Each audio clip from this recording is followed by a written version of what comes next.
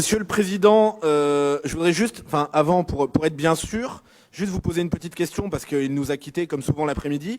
Christian Estrosi, qui est par ailleurs maire de Nice et président de la métropole niçoise, est bien toujours votre président délégué. C'est bien toujours lui le président délégué du conseil régional. Très bien.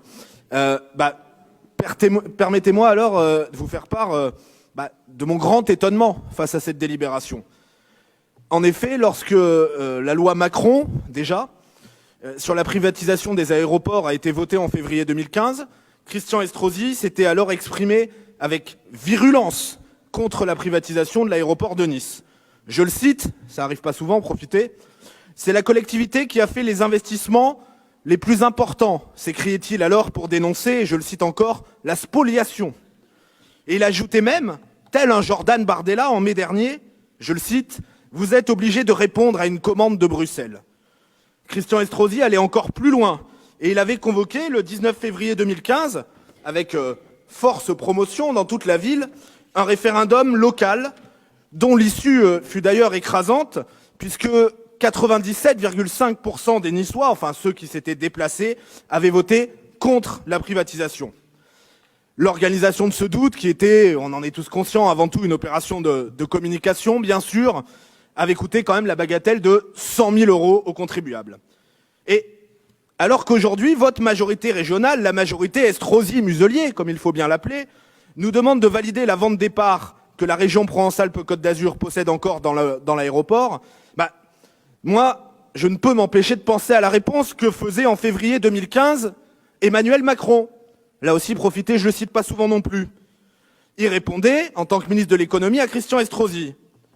Je vous entends dire que nous allons vous priver des bijoux de famille, vous, ville de Nice.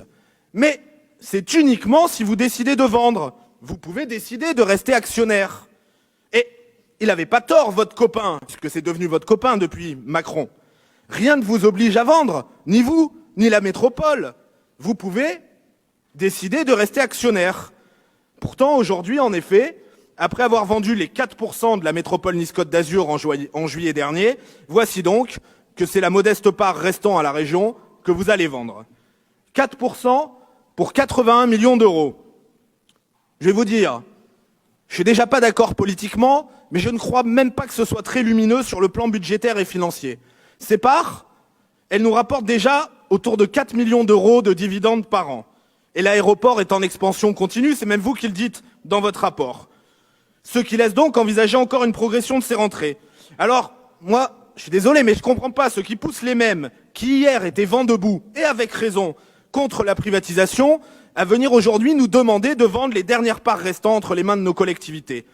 Bien sûr, du côté de Nice, tous les moyens de récupérer un peu d'argent pour combler le trou de la dette semblent bons. Mais ici, au niveau régional, Monsieur le Président, l'histoire des tablettes, du financement des tablettes, ça paraît un peu léger. Alors je sais que dans votre parti, et en particulier dans les Alpes-Maritimes, ce qui était vrai un jour, qu'il s'agisse des idées ou des amitiés, l'est rarement le lendemain. Mais tout de même. De notre côté, Monsieur le Président, permettez-nous de faire preuve d'un peu plus de constance.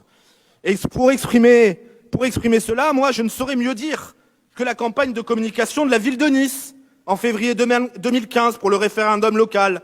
Notre aéroport, notre territoire, notre ambition.